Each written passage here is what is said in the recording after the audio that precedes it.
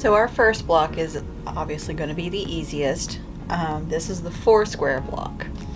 And so this is what it should turn out to be when you're done with it. You'll have 2 fabrics, and so you'll have put them in opposing sides. Depending on how you do it, the traditional method, you'll have 3 seams. So you'll seam these together here, and then you'll have 1 long seam putting the 2 together. We're going to go through both styles of traditional, and there's only 2 seams in the modern method, and so I'm going to show you both. So you do have the instructions with the template in your in the challenge. You can download it and print it. We also have copies available if you need to call the library and pick it up from there. So let's get started with this. So the first thing it tells me is I need 2 fabrics. So I've got my 2 fabrics here, and I've stacked them on top of each other. This is part of the nice thing about having the rotary mat, if you have one, is you can cut 2 things out at once. And I need them cut at 6.5 inches. And instead of trying to cut individual squares to start with, I'm just going to cut a strip. Now, when you're looking at your fabric, first off, I don't bother pre-washing. I also don't bother pre-ironing unless it's really, really bad, because that's going to work itself out, and I'm going to press this down anyway as I'm cutting, and so it's not going to be a problem. For creases kind of like this, once I get to this part, I probably will iron that down because that one's a little harsh, but most of these other ones are not that big a deal. These are half yards that I purchased, and you can see the edge. This is called the selvage, and usually has like who created it and the color charts and all that stuff that they use in manufacturing. This tells you that this is the side of the fabric, so the grain of the fabric always runs along the same plane as the selvage. So this is the grain of my fabric. That means that this has the least amount of stretch in the entire fabric. So least amount of stretch. This has a little bit of stretch. It's a cross grain.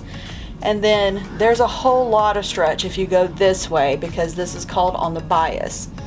And so anytime that you're cutting, you're going to want to try as much as you can to go with the grain. And so it's not the end of the world if for some reason you have a piece that you know you can make that, you can cut it out, but it's not going to be with the grain perfectly. As long as it's not on the super bias, you can get away with it.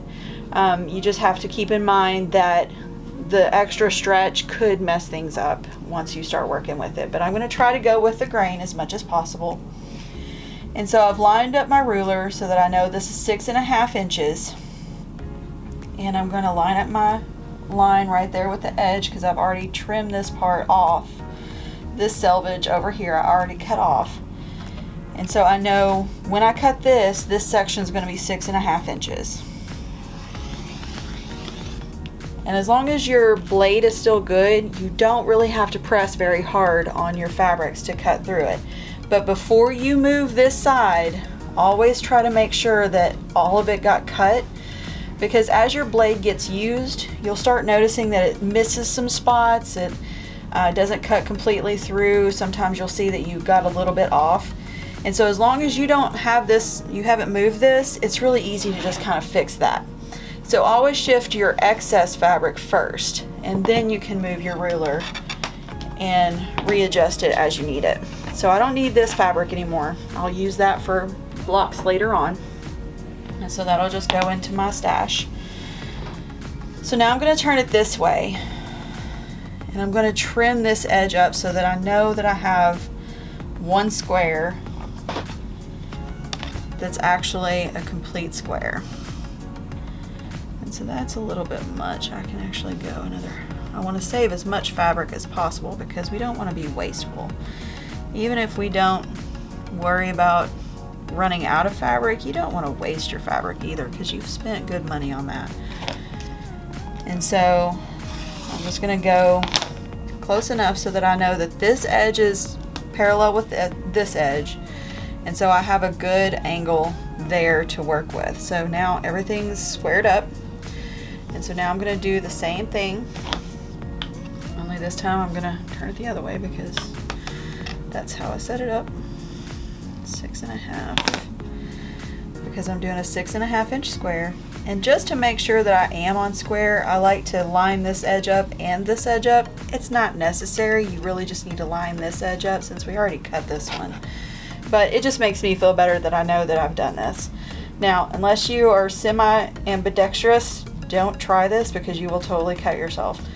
I've done this enough that I've figured out how to do it. And see, I didn't move my hand and I just did this, and I know I didn't cut all the way through it.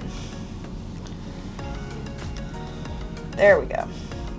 And always, always close your rotary cutter before you lay anything down. So I've got a set of 2 squares there. I need to do one more. So I've got my square there. So 6.5 again.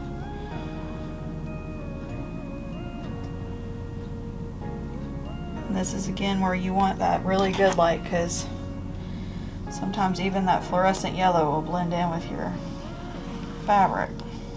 There we go, that was a good cut. And this again, we don't want to waste it, so I'm going to throw it in my scraps and I can probably use it for something else later. So now I have my fabrics laid out, and so now I will go over there. Have it laid like I want it to be, so I'm going to flop this one over there and kind of line those up, and I'm going to seam down this edge. I'm going to do the same thing here, and I'm going to set those up so that I know which edge that I want to seam down. Now, the way I have my process going is completely individual to me, so if you have a better way to remind yourself, okay, this is what I'm sewing, you do it the way that it works with your brain. Just know that when you flop it over, that you need to know how you're going to do that. And if you are going to be a pinner type person, I am not much of a pinner. I should be. I would probably be a little more accurate if I were, but I never take the time to do that. I want to just get it done. And so I don't pin, but if you want to be super accurate and exact, this is probably the time you would want to just go ahead and pin these corners or these edges, and then that would tell you right there that that's the side that you want to do. But you set up your flow however you like it. I'm just going to make sure that you understand the mechanics behind everything. So let's go to the sewing machine. So with my sewing machine, I already have my 1/4 inch piecing foot on here. You need to, if you are not used to your machine, what I would suggest before you start messing with the fabric that you really like is you get something that you really don't, and you run through it several times, because every machine's going to have some little quirks. Even if you have the exact same brand as your friends, it's going to have individual quirks that you have to get used to. And it's partially that each machine's a little bit individualized, but it's also the way that you do things, the way that you hold the fabric, the way that you see things. And so you need to get comfortable with your machine before you really start working with it. I know that if I don't have my fabric right up under the needle with this one, like my really old 1961, it doesn't care where the fabric is. The needle doesn't come unthreaded. But this one, it's very nice because it'll trim the threads for me, which will actually save me thread in the long run because I don't have to cut off the big long tails. But that also means I don't have very much of a tail to work with. So if I don't have my fabric right under my needle, it'll actually unthread itself, and then I have to stop and pull it out and then rethread it and everything. If you are in the market for a at least new to you sewing machine, and it's a newer one like in the 2000s, and you might have some older eyes than you used to have, then having a needle threader is actually something that you really want to look at. Not everyone will come with it, and it also depends on what your budget is, but if at all, if that's at all in your budget, get one with a needle threader. An automatic threader is even better, but at least this is just an old, very basic, almost manual threader. But that saves me a lot of time and heartache trying to stick the thread through that tiny little hole. So that's just a consideration if you are even thinking about getting a new machine. But we're gonna go ahead and sew this. So I'm gonna do my 1/4 inch seam. I've got it on fixed, but I don't really worry about that because this is all gonna get covered up anyway. So you don't have to worry about your stay stitches or backing up a couple stitches to lock in those stitches, because they're going to get added into the seam allowance of something else anyway. And the way I like to do this is to just, most people call it chaining them, because you just keep sewing.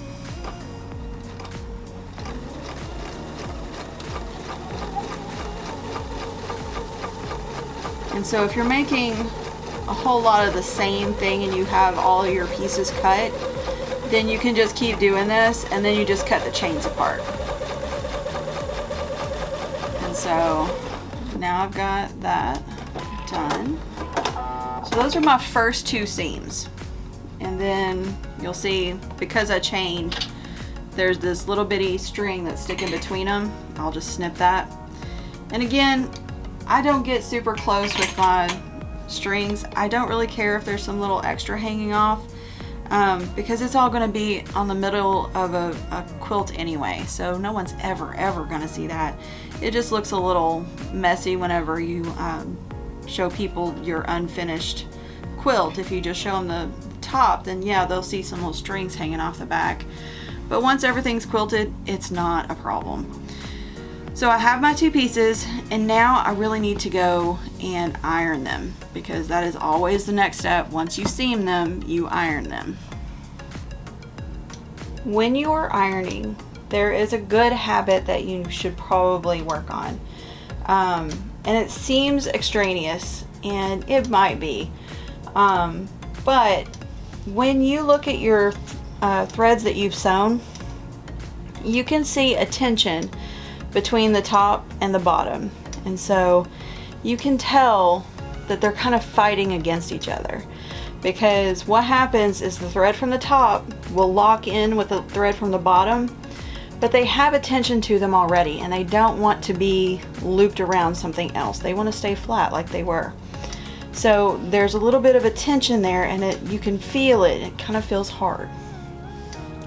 If you steam that, you can release some of that tension, because the threads will loosen into each other, and they won't be fighting. So they won't try to be staying straight. They'll just go ahead and work themselves together.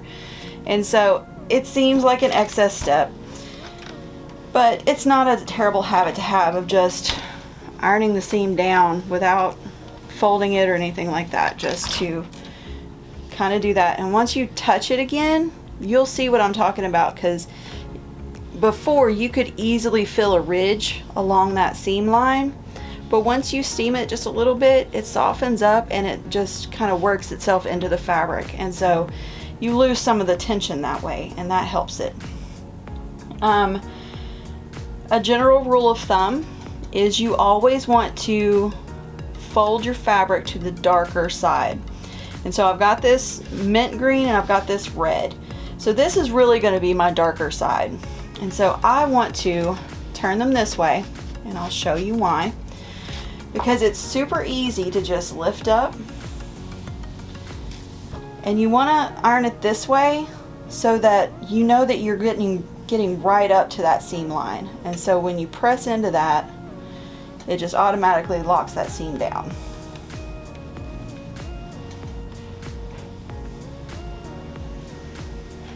So I'll do the same thing over here.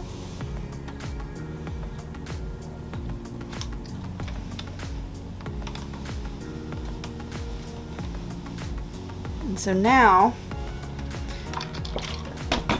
they are ready to be put together. But you don't want to sew them this way because you want those to be alternating. So you're going to turn one, and what you're going to notice, because you have a seam right here that's down under that, this side's going to be just the tiniest bit higher than this side, and this is called the ditch.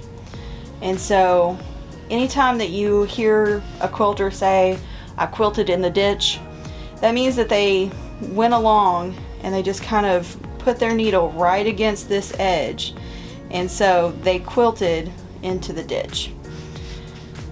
The ditch is super handy because, especially when you have squares like this, you can actually feel when they are locked together, because you'll have that little bit of a ridge, and as long as you line them right up to there, you'll know that those seams are going to meet perfectly in the center.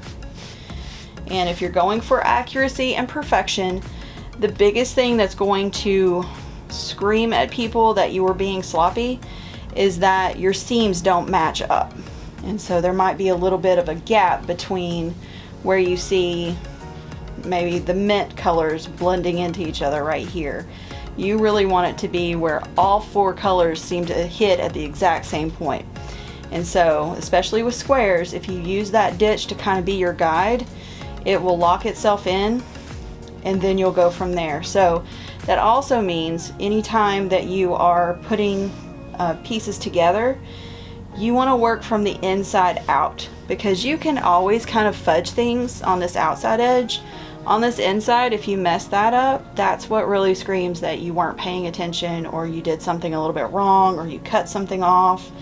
And so always try to center up the focal point, which is usually the absolute center of a block. Try to get that as perfect as possible, because this outside edge, usually there's stuff that you can do to kind of fudge that and kind of make it hide, and you don't see those, but you definitely see the centers of blocks. So okay, I'm not going to show you ironing on every single thing that I do from now on, unless there's something strange about the way that I do it. But again, if you have questions, just let me know, and I will try to explain it as best I can. So let's get back and sew our last seam on this side.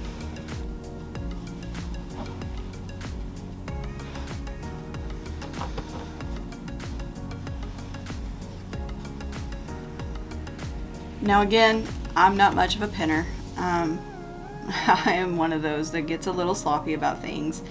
I'm not super concerned if things don't super line up and look perfect. I kind of feel like that's something that shows that I did this myself, because every quilt's going to have its mistakes, and usually the only person that knows it is the person who made it. And so I'd like to just leave those little imperfections in there, but I know not everyone is. So if you are one of those who really likes accuracy and being absolutely as perfect as possible, I get it, and this is where you would put pins in here. Now, never ever, ever, ever run over a pin. When you run over it with your needle, you are risking hitting this on the pin, and the pin and the needle are both under tension, and if they hit each other, it's likely to snap one or both, and because they're under tension, they like to fly into your face, so you never want a needle in the eye. So go ahead, and you just have to carefully go slow and just set it to where you can easily pull the pins out as you go. And so usually I'm right-handed, and that's how most machines are kind of set up that way. And so usually I have the balls of my pins, the little heads, sticking out this way, so that I can easily just grab it and kind of pull it that way and set it to the side as I go. There's a million different pin cushions. There's little wrist cushions if you want to have something that you can just easily stick without having to move your eyes off of your work, because that's usually the biggest problem, is you want to do that without stopping and without having to keep your focus off of your work for very long, because it's also really easy to run over your finger with it, and you think that's silly. How can you get your finger in there? It always tends to happen when you feel like you're really confident in what you're doing, and you're not paying attention and you look away for just a second and your finger gets a little too close and that needle will go straight through it. So be very, very careful with that too. So let me line mine up. So since I don't pin, I just hold it right where I want it, and then I use the presser foot as kind of my pin for there. And then I make sure that I've got that middle point where I want it, and that's where I kind of pinch and hold, and then I guide it as I go with my other hand.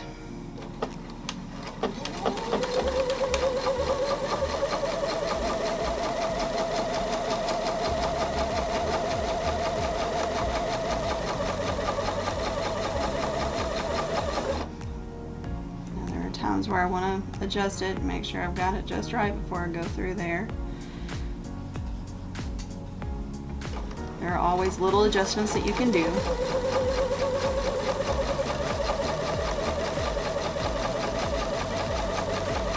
If you start getting crazy off course, that's when you use your seam ripper. Just stop the machine, take it out, and rip that seam out and start again. But as long as you're pretty close, you should be fine. So what you're going to see when you open this up is that now you have these going opposite directions because that's how we had the ditch done. And now you've got one seam that you got to iron down. So of course you can't go with the rule of always try to go to the darker side because both colors are on both sides. And so you just pick one. It doesn't really matter.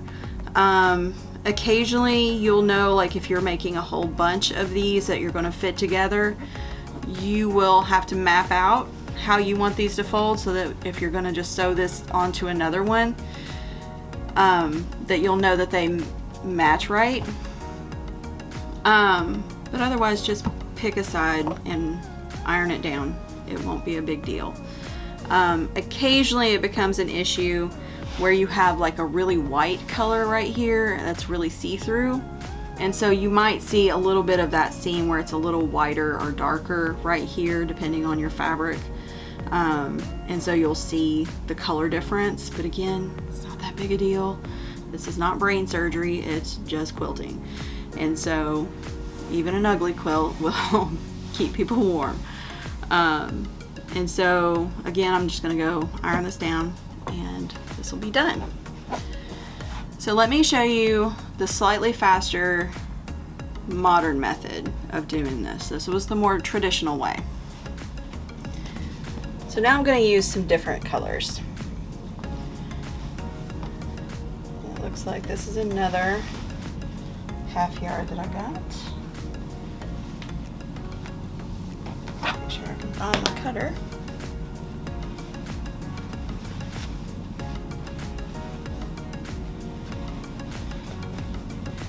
And this one's a little bit longer, so I'm going to put it under this other one so I can see where they end.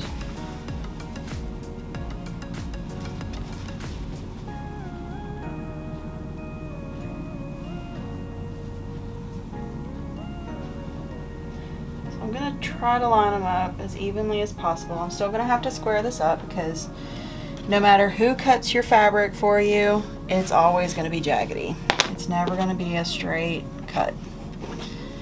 And so just kind of even that out.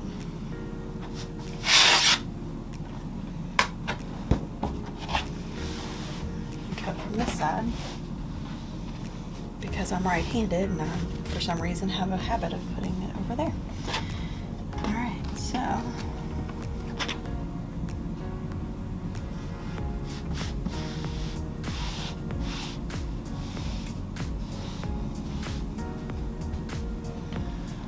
again, I am going to cut over on this side too, but what I'm going to do is I'm actually going to use a line here as my guide so that I know something is straight. And so I'm going to use my mat to line my ruler up, and then I'm going to straighten this edge.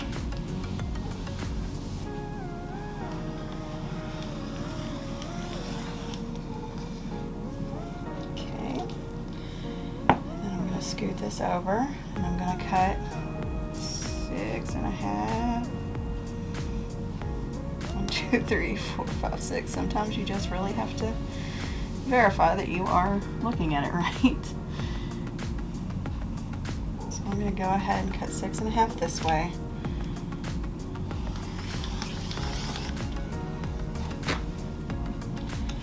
Alright, and that's not lined up yet, and this isn't lined up, but what I'm going to do is actually just cut this off so that I can just move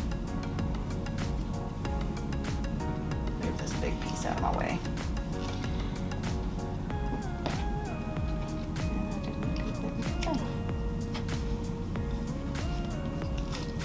Alright, now some people do save their selvage and use it for different little projects. You can. It depends on how exactly low waste you want to be. I am not going to save these. I have saved them in the past and thrown them into large like floor pillows, but they get really heavy really fast when you use fabric pieces and things like that. I honestly really like that super heavy one, but it's also really heavy to pick up and move around. But you can save it if you want, you can throw it away if you want, however you feel. One thing I didn't mention before is you will want a trash can nearby, because you will be constantly throwing little bitty pieces of thread and little pieces of fabric that you can't use for anything else. But also keep a bin handy that you can use. What I'm going to do with this is line this up to this line on my mat so that these hang over just a hair, not like a whole lot. I don't want to lose more than I need. But keep a bin handy that you can throw the pieces that you can't use for this project because they might be too small, but that are still big enough that you might be able to use in something else. Because there's always great scrap projects that you can do with quilting scraps.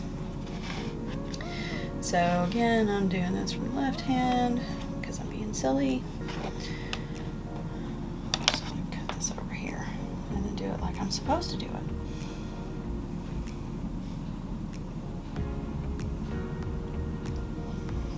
Again, I'm using my mat lines to make sure that I'm getting straight on there. Alright, so I'm good there. Now, how I'm going to want to cut this is not the way I was about to cut it. I've got my 6.5 inch, but with the modern method, what we're going to do is we're actually going to do that long seam first, and then we will cut it in half, and then we will do a secondary seam.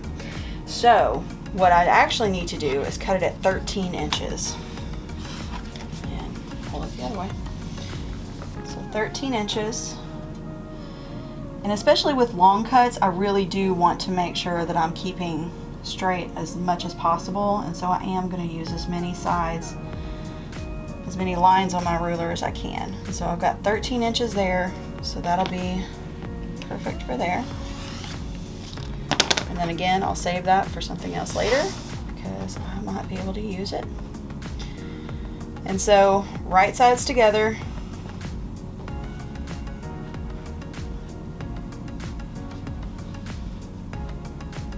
And then I'm going to sew it. And how did that get that far off? So this is one of those where even when you're paying attention, you can do it all wrong. So we are going to do it again.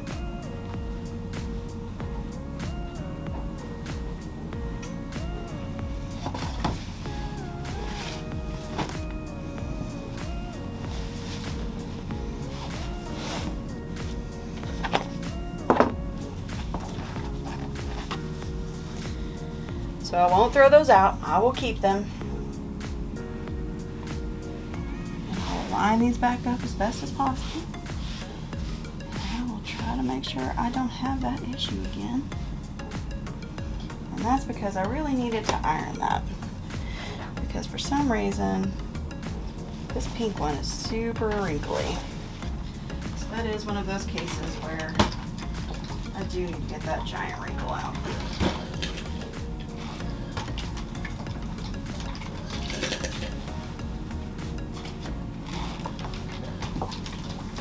So this is when you realize why it could be handy to have a much bigger ironing table than that, because sometimes you have to iron entire pieces of fabric. So now, let's try this again.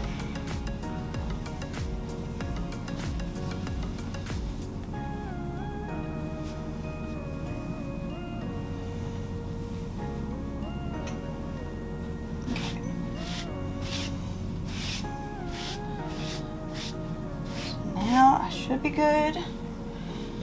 Let's scoot this up just a little bit more so I have a little more room to work with. Again, I'm going to trim off this edge.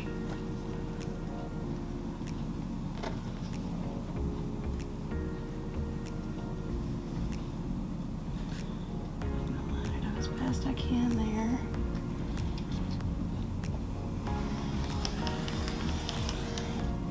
So I now know that those two edges match like they should. And I'm going to go over to 6.5.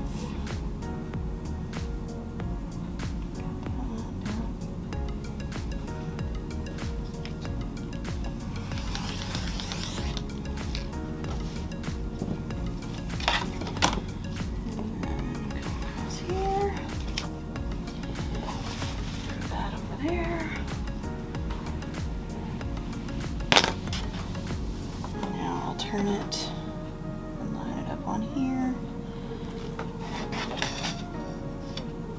I'm going to trim this edge up again.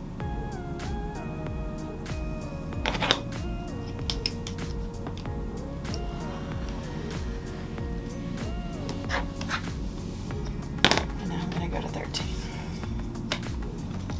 And then hopefully we will actually have two matching pieces.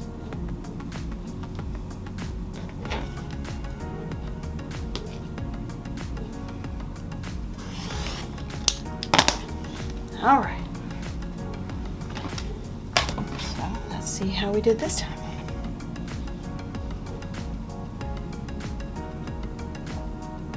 Right sides together, and they actually match good. So now let's see what we do over here.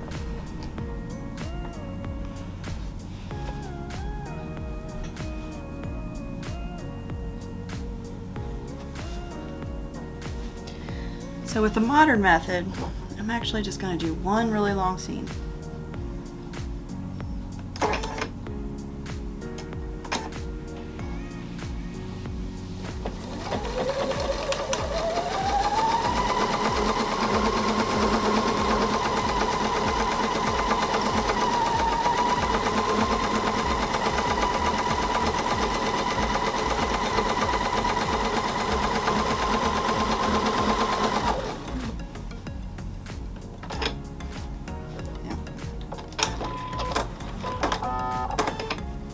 So now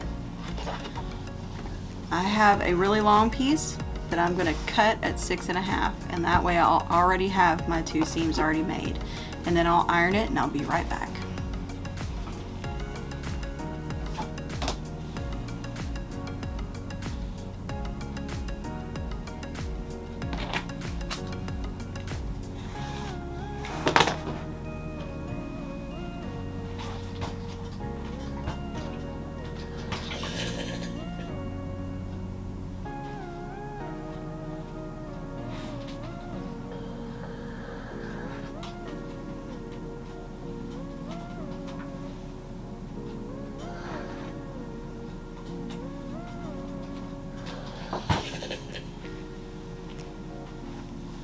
And there we go.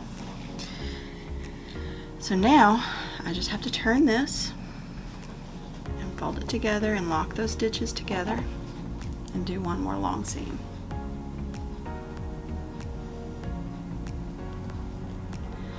And you'll notice that I always stitch with white thread, and that's just because I don't really care and mostly because you almost never ever see it.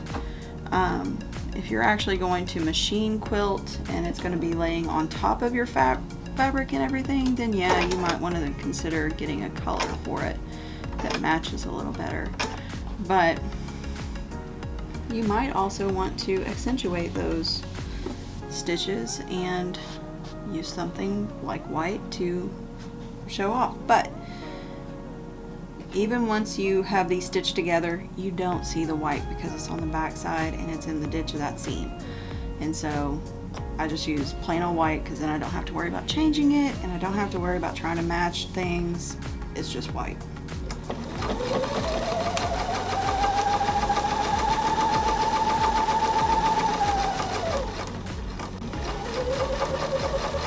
Now you do have to watch your seams where they meet up like that, especially if it's going against something, that they don't accidentally flip on that back side. So it is good to kind of feel along it and make sure that you're staying where you want to be and that seam's in its place. And so I usually stop about here and try to make sure that my seams are straight again, readjust everything, and go again.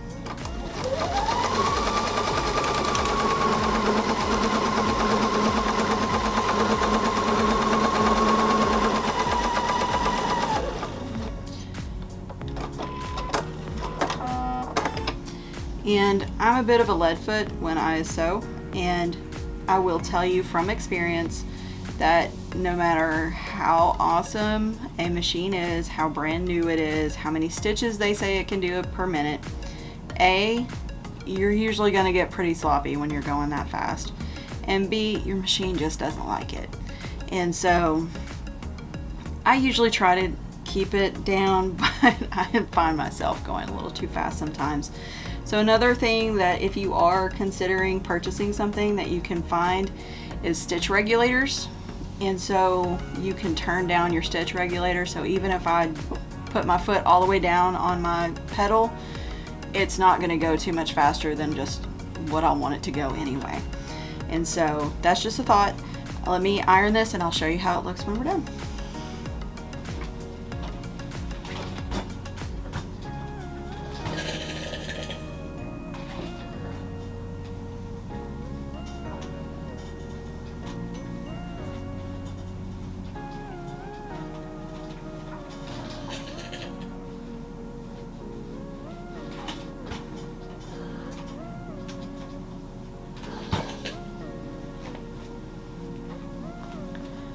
So here are our two finished squares, and I think they look fantastic. And so you'll notice that because we locked those ditches together, you don't see a big gap there. They look like they all point right into the same direction.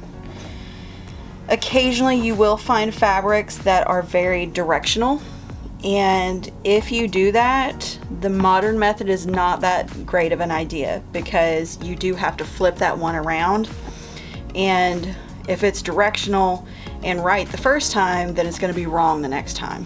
And so think about your patterns on your fabrics and see if it really matters. These are not really directional at all, they're just kind of thrown on there, and so it doesn't matter if I turn it around.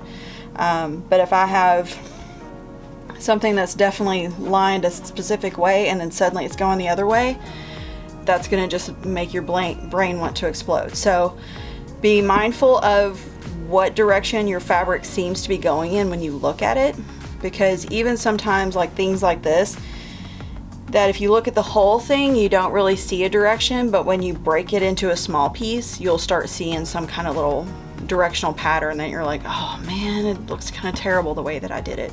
And that's also when a seam ripper is great, because if that is the case and you don't want to recut and do all that, then you can just undo your seams, swap them around, sew it right back down. And so when you sew a seam in, you are not being destructive of the piece. You're not, you kind of are weakening the fabric, but not in a way that you can't do it again. And so you rip out those pieces, re-sew it, no one will ever know the difference. And so that is the 4-square, and that is the absolute simplest thing that you can possibly do. And you can make some really amazing quilts just doing this. And so I hope you enjoy it. If you do have questions, My email is laura@salinecountylibrary.org, and I hope you'll take the time to show off your work on the Facebook group, and I would love to see what you guys are doing. And I'll see you next time.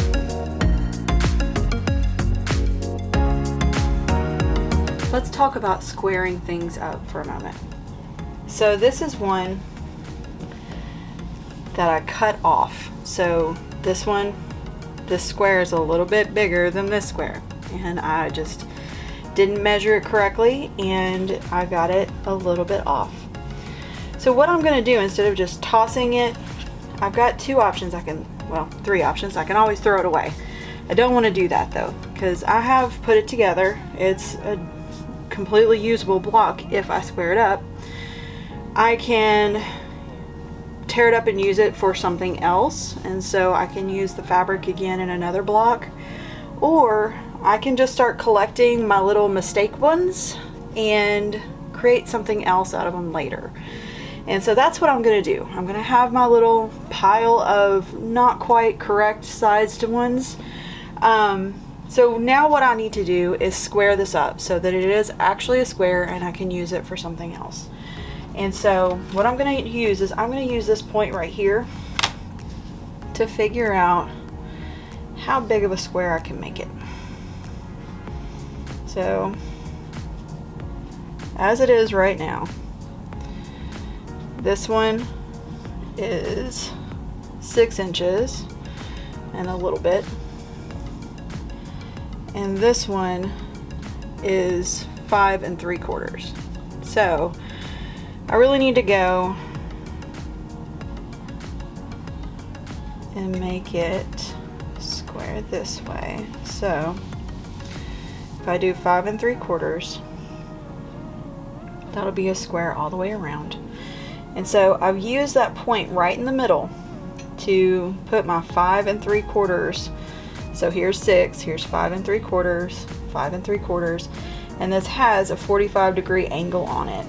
And so I can see where that point hits. And so I want to line that up to the center, because I believe I've said before, the thing that people see the most is the center. That's the focal point generally of your squares, your blocks. And so there are other things that can draw the eye whenever you change fabrics or have a lot of different piecing into one square. But especially something this simple, this is the focal point. And so you want to get that centered up. And so now I know if I cut this off, this square would be 5 3/4, and these three squares, well, that square will be 5 3/4. This one and this one will still be a little bit off. And so I'm going to just take my rotary cutter, and then this is when this turntable becomes really handy, because I don't have to reposition it and figure all that out again. I can just leave it right where it's at and then cut it off. Now I do have to reposition it now so that I can get these other two sides evened up. And so I already know 5 3/4 is where I'm going for. And so I'm going to do that. And so I'm still going to be, because apparently I've cut this one off weird too, I'm still going to be a little bit short. So let's see how much short I am here. It is right at 1/4 inch. And so what I can do is make it an 11-inch square total. And so, actually no, I want to stick to 11 1/2, even if it's just a hair off, because it's not that much. It's maybe 1/8. And I know I have some that I've messed up already that are 11 1/2. And so this way I can stick it with those, and I can make maybe a throw out of the ones that I've made mistakes on and had to square them up. And so don't just automatically throw it out. Think about your options, and sometimes just trimming things up will fix a lot of the problems that you had. And so that one was just one of those random cutting mistakes because I wasn't paying enough attention. And no matter how careful you think you're being, you're going to run into those. So that's just an option. Throw it out, square it up and use it in something else, or take it apart and reuse the fabric for another piece.